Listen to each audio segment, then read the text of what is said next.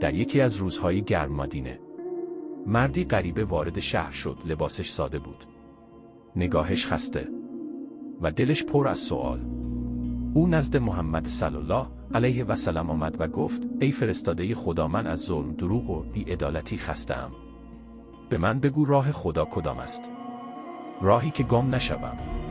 پیامبر صلی الله علیه و سلم با مهربانی به او نگاه کردند و فرمودند: اگر می‌خواهی در راه خدا باشی، اول دل کسی را نشکن، دوم حق کسی را نخور و سوم کاری نکن که اگر با تو کردند آزارت دهد.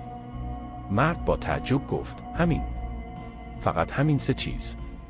پیامبر صلی الله علیه و سلم لبخند زدند و فرمودند: اگر همین 3 را نگهداری، تو از بسیاری عبادت کنندگان جلوتر خواهی بود.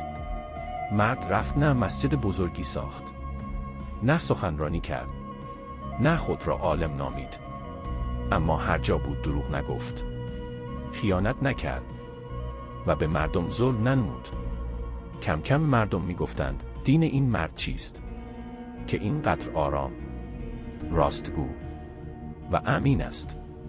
و او آرام پاسخ میداد: این راه پیامبران است. برای احترام به پیامبر بزرگوارمان 1 صلوات بفرست.